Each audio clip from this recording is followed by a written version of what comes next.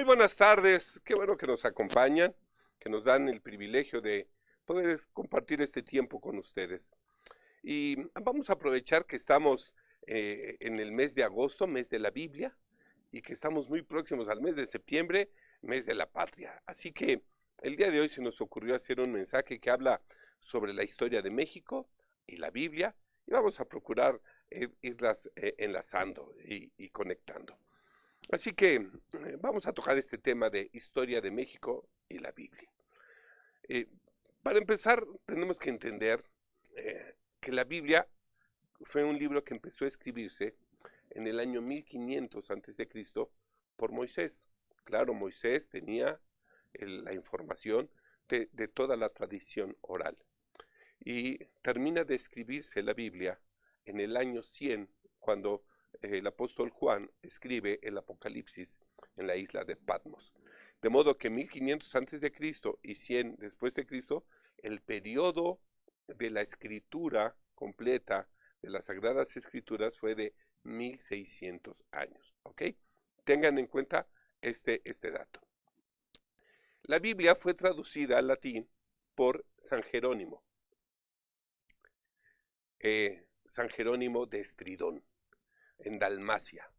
En septiembre, el 30 de septiembre de 1420, ¿sí? Si hacemos 1420 para el 2020, son 1600 años que va a cumplir de haberse hecho la traducción completa de las Sagradas Escrituras, tanto el Antiguo Testamento como el Nuevo Testamento. Cuando el 30 de septiembre de este año se cumplirían 1600 años de tener la Biblia completa. Y se tardó en escribirse 1600 años. ¿Ok? Así que estamos en fechas importantes, fechas de celebración. Por supuesto, San Jerónimo, que es considerado padre de la Iglesia, uno de los 4 grandes padres latinos. La traducción al latín de la Biblia hecha por San Jerónimo se llama la Vulgata Latina, ¿sí? O edición para el pueblo. Esto es muy importante. El Antiguo Testamento, recordarán que fue escrito en hebreo y en arameo. Y se hace la traducción al griego cuando Ptolomeo II manda hacer la traducción para la Biblioteca de Alejandría. Y por ahí del año 230 a.C. se tenía la Septuaginta. Empieza a escribirse el Nuevo Testamento, por supuesto, con la llegada de nuestro Señor Jesucristo, y termina de escribirse en el año 100. San Jerónimo recopila todos los datos de tanto de las Sagradas Escrituras del Antiguo Testamento como las cartas y todo lo que se tenía del Nuevo Testamento para dar forma a la Biblia como la conocemos actualmente. Esto va a pasar en el año 420 ya de nuestra era. Esto es importante que lo vayamos teniendo. El texto bíblico oficial de la Iglesia de San Jerónimo fue importantísimo. ¿Por qué? Porque crea un referente. Así ya sabemos que la Biblia va a tener esta cantidad de libros y que va a estar dividida en los 2 testamentos, en el Antiguo Testamento y en el Nuevo Testamento. Entonces, cuando San Jerónimo decide pues hacer esta traducción, y digo decide inspirado por Dios, ¿verdad? Porque recuerden que Él es el que pone en nosotros así el querer como el hacer. Entonces, pues se dedica y se pone a estudiar tanto el hebreo y tanto el griego para poder hacer una traducción al vulgo, al pueblo, en el idioma oficial de entonces, que era el latín. Estaba el Imperio Romano en auge. Entonces, pues por fin vamos a tener ya un documento en nuestras manos. ¿Sí? San Jerónimo es el padre de la exégesis bíblica. Con sus obras resultantes de su notable erudición, ejerció una influencia duradera en la forma de traducción e interpretación de las Sagradas Escrituras y el uso del latín como medio de comunicación en la historia de la Iglesia. Cuando ustedes compren su Biblia, cuando ustedes tengan una Biblia en sus manos, muchas veces vayan a la primera hoja, porque ahí viene de dónde fue sacada la traducción. Y entonces muchas veces le va a decir, ¿sí?, de los idiomas originales, o le va a decir de la Vulgata Latina. Si es de la Vulgata Latina, está referenciado ahí la traducción de San Jerónimo del año 420. Por supuesto que aún no era conocida América, ¿verdad? Estamos en el año 420, ni por aquí les pasaba que existiera el continente americano, ni siquiera pensar que la palabra de ellos estuviera aquí en América. La obra monumental de San Jerónimo es manuscrita, por eso se tardan tantos años en escribirla. ¿Sí? Era agarrar y a escribir todo a mano, no había imprenta. ¿Sí? Entonces, por eso es una obra monumental. Pues la imprenta se va a inventar casi 1000 años después, en el año 1452, cuando Johannes Gutenberg, ¿sí?, hace el invento de su máquina y empieza a imprimir la famosa Biblia de 42 líneas de Gutenberg. Quien haya tenido oportunidad de ver una Biblia de Gutenberg en alguno de los museos de la Biblia, se dará cuenta que es una genialidad de obra, es una obra maravillosa. 42 líneas, 14 por 3, 14 generaciones por 3 y 42. Y cada hoja que tú vayas a ver de esa Biblia tiene 42 líneas. Pues bien, la imprenta empieza entonces en el año 1452. De modo que pasaron casi 1000 años con Biblias manuscritas. Por eso, ¿cuánta gente creen ustedes que podía leer una Biblia? Pues casi no había muchos que pudieran tener acceso a una Biblia. Solo algunas universidades, algunos conventos pudieran tenerlo. Pero la historia de la imprenta es fascinante, porque cuando Johannes Gutenberg da inicio a la edición de la Biblia de 42 líneas, ¿sí?, pues había pedido mucho dinero prestado y llega el momento en que tiene que pagar y pues se queda ya sin la imprenta y tiene que devolver el préstamo que le había hecho Fust. Y de esa manera, pues Gutenberg tiene que vender todo. Incluso difundir el secreto de cómo montar imprentas para poder subsistir. Entonces, el banquero se asocia con su yerno, Peter Schoeffer, y publican en Maguncia, en el año 1456, la Biblia. Si bien la edición es conocida como la Biblia de Gutenberg, sus reales editores fueron Fuss y Schoeffer. Al año siguiente editaron el Psalterio o el Psaltorum Codex, y faltaban unos pocos años antes de que se descubriera América. Estamos en el año 1456, América se va a descubrir hasta el año 1492. ¿Qué es lo que pasa? Con la invención de la imprenta, el conocimiento y la transmisión del conocimiento se acelera de una manera vertiginosa y empieza a haber gente que puede tener más conocimiento y cultura. Por eso, con la llegada de la imprenta, termina el oscurantismo y se da lugar al Renacimiento. ¿Qué estaba pasando? Bueno, pues en México, en América, no en México, en América, vamos, nosotros recordaremos, los mexicas se rindieron el 13 de agosto de 1521. Después de 80 días de asedio de los españoles, junto con los tlaxcaltecas y los texcocanos, conquistan la Gran Tenochtitlan. En 1521 todavía no existía alguna edición de la Biblia en español. Es obvio que Hernán Cortés no venía a evangelizar, sino venía a conquistar. Es en 1534 cuando Martín Lutero hace la traducción de la Biblia al alemán. Él había comenzado en 1517 con la traducción de los Salmos y luego continuó con la oración del Señor y la oración de Manasés, y a finales de 1521 comenzó con el Nuevo Testamento. El Antiguo Testamento usó la edición de Brescia y para el Nuevo Testamento la de Erasmo de Rotterdam, aunque consultó también la Vulgata, teniendo la ayuda para el Antiguo Testamento de sus amigos Melanchthon, Bugenhagen y Aurogallus.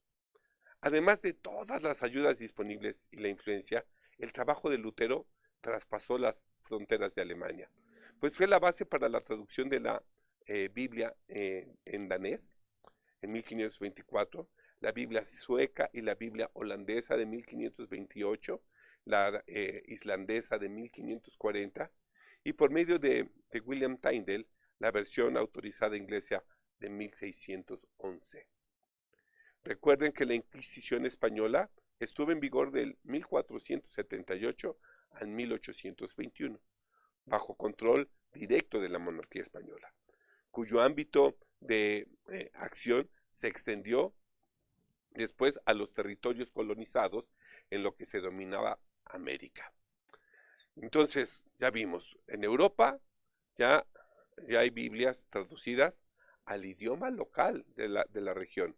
Ya está la Biblia en alemán, 1534, 1538, ya está en danés, ya está en sueco, ya está en islandés, ya empieza a diseminarse la Biblia en Europa.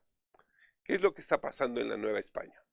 Bueno, la Nueva España está bajo el yugo de la Inquisición, y a diferencia de Norteamérica, que fue colonizada y evangelizada, la Nueva España fue conquistada. Los españoles no trajeron el Evangelio, vinieron frailes a catequizar. El catecismo es decir, adoctrinar. Es el texto, el catecismo nada más es un texto que representa una síntesis de los contenidos esenciales y fundamentales de la doctrina cristiana, por supuesto, tanto sobre la fe como también sobre la moral. No venían a traer el Evangelio, venían solo a catequizar. Por supuesto, no pretendo culpar a los españoles, ellos tampoco conocían el Evangelio, ¿verdad? Pues la Biblia se traduce al español hasta el año 1569, cuando el padre Casiodoro de Reina hace la compilación de la Biblia de Ferrara, del Antiguo Testamento, y la traducción del Nuevo Testamento de Francisco de Encinas. Y juntos da forma a la Biblia del oso, así conocida por el oso que tiene en la portada, que está comiendo miel. Por eso se llama la Biblia del oso. La primera traducción de la Biblia al español, el primer libro completo, se tenía en la Biblia del oso. ¿Sí? 1569. O sea, para que nos demos 28 años después de la conquista. En 1602, Cipriano de Valera hace la primera revisión de la Biblia española y se edita la versión Reina Valera, Casiodoro de Reina, Cipriano de Valera. Y juntos se da forma a la famosísima traducción española o en español de la Reina Valera, conocida como la Biblia del Cántaro. Pero aunque yo viera dos versiones en español en el territorio de España, en la Nueva España no había nada. No. Felipe Sio de San Miguel hace la traducción de la Biblia entre el año 1790 al 1793, cuando la Inquisición ya estaba en decadencia. Recuerden, Felipe Sio de San Miguel. ¿Y qué había en la Nueva España? Nada. No había Biblias para el pueblo. A los conquistadores les convenía la ignorancia del pueblo conquistado. Nuestro territorio nacional, en tiempo de la Nueva España, estaba constituido por intendencias. Lo que hoy es el Estado de México, el Distrito Federal y parte de Morelos, era la Intendencia de México. El gobierno estaba establecido en Tlaxcala. Según la tradición, la palabra México, por cierto, proviene de tres voces del idioma náhuatl. Mestli, que significa luna, Xixtli, ombligo o centro, y Co, lugar. Metzixitlico, México. Y es curioso, porque tanto en sentido literal quiere decir el ombligo de la luna, o dicho de otra manera, el centro donde está la luna. Al parecer es porque el mercado donde todos se reunían y llegaban era redondo y blanco, ¿sí? Pero en sentido metafórico me parece muy interesante qué significa la palabra México. ¿Sí? El ombligo de la luna también puede significar el lugar donde empieza y termina todo. Bueno, por cierto, España era un reino y en este reino reinaba el rey Carlos IV en tiempos en los que la independencia se estaba gestando en México. El territorio que abarcaba la Nueva España era de casi 5 millones de kilómetros cuadrados, pues comprendía gran parte de lo que es Estados Unidos, Centroamérica y el Caribe. Era, sin lugar a duda, la colonia o el virreinato que más recursos aportaba al rey de España. Cuando empezaron las guerras de los españoles contra los franceses y contra los ingleses, el rey español exigió más tributo a las colonias al grado de que empezó una crisis en la Nueva España. Recuerden que México era una intendencia y no podemos hablar de México como una nación hasta después de la independencia.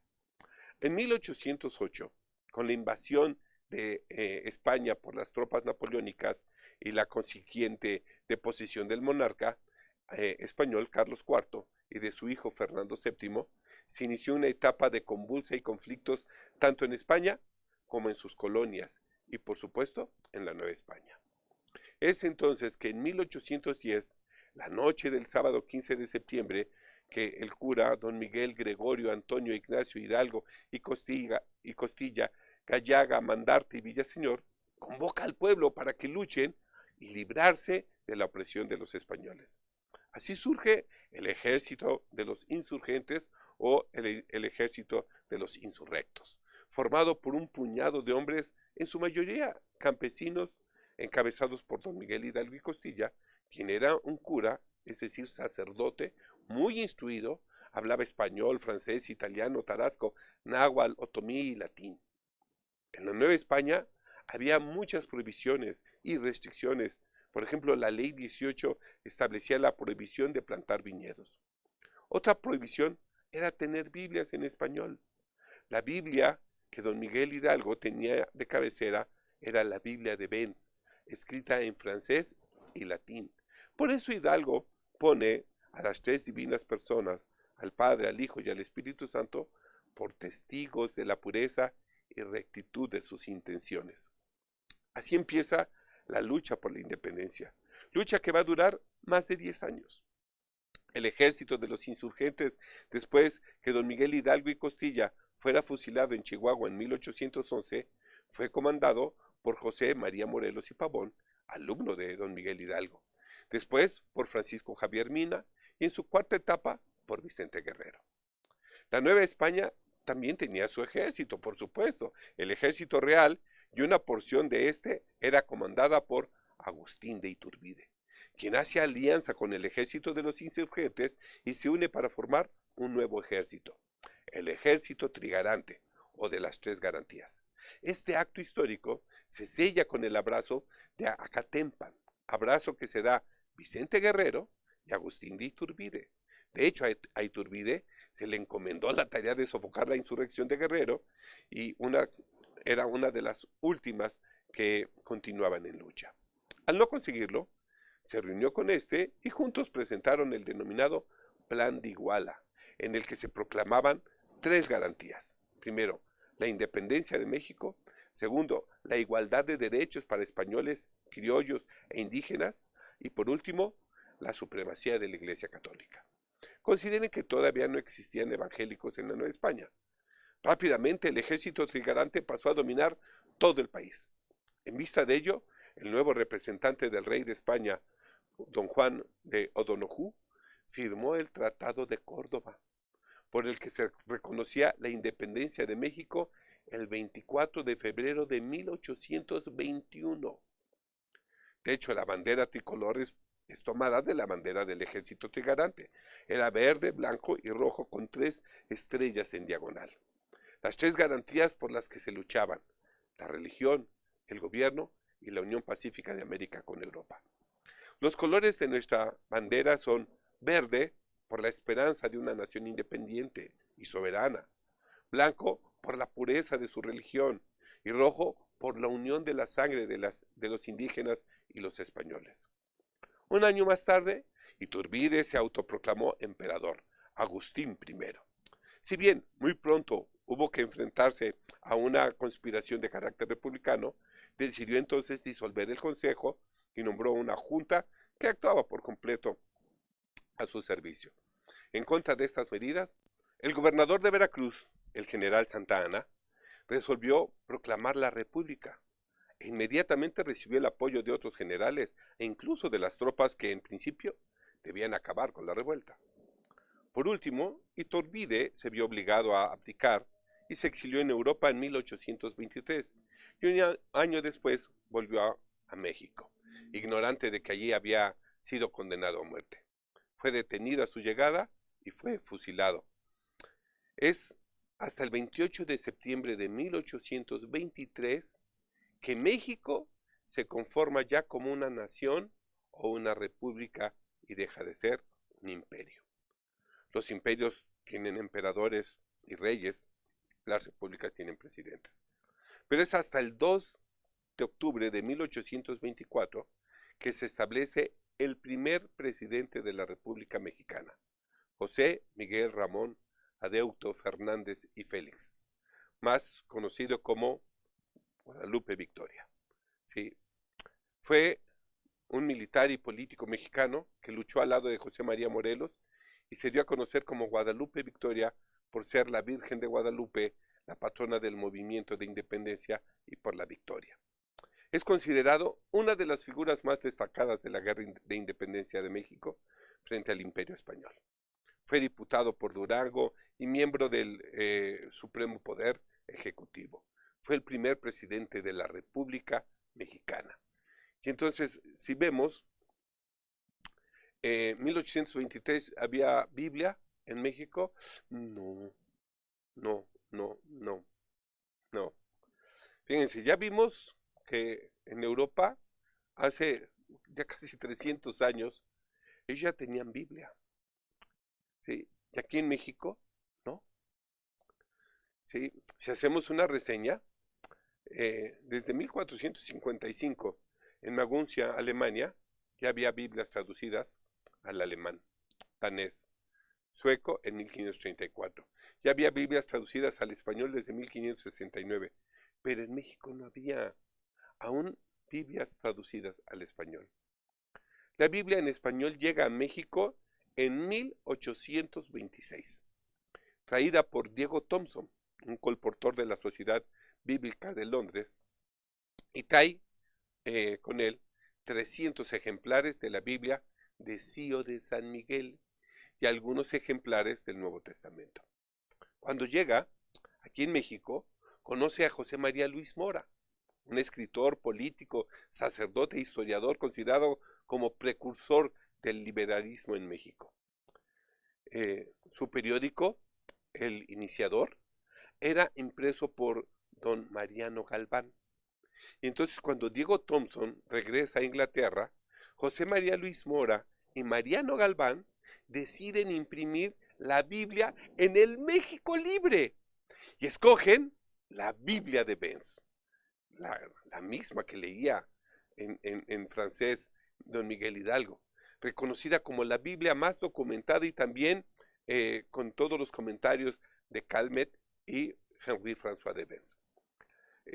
Aquí voy a hacer un paréntesis. Fíjense que esta Biblia es una maravilla, porque es una Biblia que está escrita en dos tipos de letra. Si leemos el Génesis en la Biblia de Benz, empezaría en el principio de los tiempos. Dios, que había decidido hacer todas las cosas de la nada, creó los cielos y la tierra. Y entonces pone en un tipo de letra, en el principio, y en otro tiempo, en itálica, pone Dios, que había decidido hacer de la nada las cosas que hizo, y luego vuelven a poner en el otro tipo, creó los cielos y la tierra. De modo que si uno lee la Biblia en el primer tipo, diría, en el principio Dios creó los cielos y la tierra. Pero ellos le van poniendo explicaciones interlineales y se hace una Biblia deliciosa y exquisita. Esta Biblia es la que José María Luis Mora y Mariano Galván deciden imprimir en el México Libre. Y entonces la traducen del francés al español. En 1831 sale a la luz los primeros volúmenes y terminan esta magistral obra en 1833. Son 25 volúmenes y el tomo 26 de grabados y dibujos, que es una obra de arte. La palabra de Dios empieza a germinar dando frutos en nuestra patria. Han pasado menos de 200 años realmente. El Evangelio en México es muy joven. Vendrán después nuevas luchas como la Guerra de Reforma protagonizada por los liberales y los conservadores.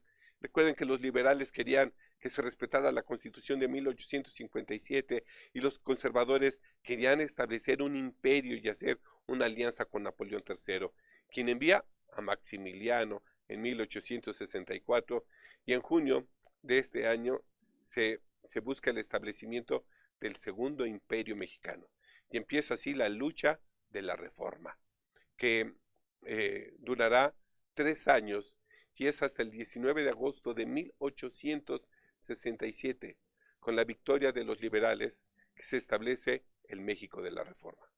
Después vendrá la Revolución de 1910, encabezada por Francisco Ignacio Madero González, quien fue un empresario y político mexicano. Su proclamación en contra del gobierno de Porfirio Díaz, quien se había establecido en el poder por 33 años, suele considerarse como el evento que inició la Revolución Mexicana de 1910. Actualmente no existe un consenso sobre cuándo terminó el proceso revolucionario, aunque muchos coinciden que es en la proclamación de la Constitución del 5 de febrero de 1917. Recién han transcurrido 100 años del término de la lucha armada en nuestra nación, y aún hace falta mucho por hacer en esta bendita tierra. La Biblia sella la libertad de nuestra nación, pues al llegar la palabra de Dios a nuestra nación, entró junto con ella la libertad con la que Cristo nos hizo libres. La libertad es una evidencia del amor de Dios, es la expresión de su voluntad, el clamor de un pueblo en esclavitud que pone en acción al Dios Todopoderoso. En el libro de Éxodo, capítulo 3, versículos 7 y 8, dice: el Señor le dijo a Moisés: yo he visto la aflicción de mi pueblo que está en Egipto. He oído su clamor causado por la dureza de los que mandan las obras a que se les obliga. Y sabiendo cuál es su dolor, bajé para librarlos de las manos de los egipcios. Estas palabras las escuchó Moisés cuando estaba en la zarza hace casi 3500 años.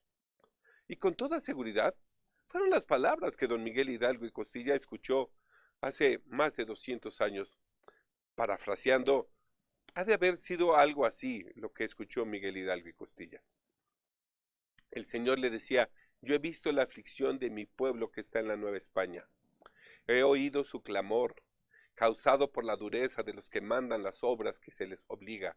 Y sabiendo cuál es su dolor, bajé para librarlos de las manos de los españoles. Bajé para librarlos, bajé para librarlos, para librarlos. Estas son palabras que deben taladrar nuestros oídos. No cabe duda que somos libres por la obra redentora de Dios. ¿Usó un hombre? Pues uno con Dios ya es mayoría. Usó a un hombre que lo conocía y que lo buscaba. Un hombre que conocía su voluntad y que estaba dispuesto a obedecerla, sin importar cuál fuera el precio. La libertad no es el resultado del deseo del hombre, mis hermanos, sino el resultado del deseo de Dios para el hombre. Así está escrito en Hechos de los Apóstoles, capítulo 5, versículo 38-39a. Cesad de atormentar a estos hombres y dejadlos ir, puesto que si este designio o esta obra es de hombres, ella se disolverá por sí misma. Mas si es de Dios, no podréis desbaratarla, y os hallaréis combatiendo contra Dios. La libertad es el estado natural del hombre, y es en este estado donde puede desarrollar y experimentar sus dones, cualidades, talentos, y donde Dios es glorificado. Dios no envió a su Hijo al mundo para condenarlo. sino para que el mundo fuere libre por medio de él. La libertad siempre es motivo de gozo, de regocijo, pues la libertad es un regalo del cielo. Hoy queremos celebrar con todos ustedes y con nuestras generaciones futuras por los regalos que Dios nos ha dado, su palabra y su libertad.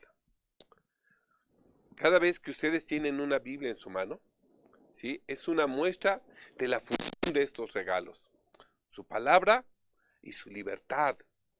Cuando la lean, no dejen de agradecer y honrar a nuestro Señor y Salvador Jesucristo, reconociendo que sin Él nada de lo que ha sido hecho hubiera sido hecho.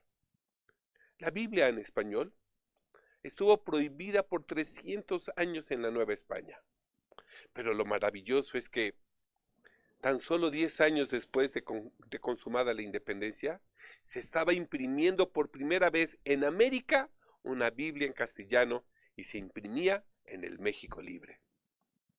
La Biblia de Benz es como el sello del cielo con el que se ratificaba nuestra libertad. Pues esta Biblia, en su versión latina, latín-francés, de 1767, era la misma que leía el padre de la patria. Era a través de ella que don Miguel, Gregorio, Antonio, Ignacio, Hidalgo y Costilla, Gallaga, Mandarte y Villaseñor, conoció la voluntad de Dios para nuestra nación. Por eso, bien podemos decir hoy que la Biblia es un regalo del cielo para México. Un regalo del cielo no es para unos cuantos, sino para todos aquellos que tienen la gracia de vivir bajo este bendito cielo y habitar en esta misma tierra de la que surge la justicia, la paz y la libertad. Con ella, entonces, celebremos juntos que somos y seguiremos siendo orgullosamente mexicanos. Dios nos bendiga y nos guarde y nos dé siempre buen éxito en todo lo que emprendemos como una nación libre y soberana. Con esto termino, mis hermanos, haciendo una reseña, entendiendo de que la Biblia en México es muy joven, el Evangelio en México es muy joven. Si lo vemos a partir de que se empieza a imprimir la Biblia en México, estamos, ¿sí?, de 1833 a la fecha. No han pasado ni siquiera 200 años. ¿Saben? Hoy la Biblia se ha extendido y hay mucha gente que tiene la oportunidad de tener este libro maravilloso. La Biblia termina en el libro de Apocalipsis capítulo 22 diciendo: bienaventurados los que leen este libro, dichosos los que lo leen y los que lo creen. Así que tenemos esta rica bendición. Estamos celebrando el mes de la Biblia y estamos próximos a celebrar la bendición de ser orgullosamente mexicanos. Que el Señor los bendiga, que el Señor los guarde y para él sea la gloria, la honra. Y a nosotros no nos queda más que agradecer su compañía y decirles que el Señor los bendiga hoy y siempre. Amén y amén. Eso se los dejo de tarea.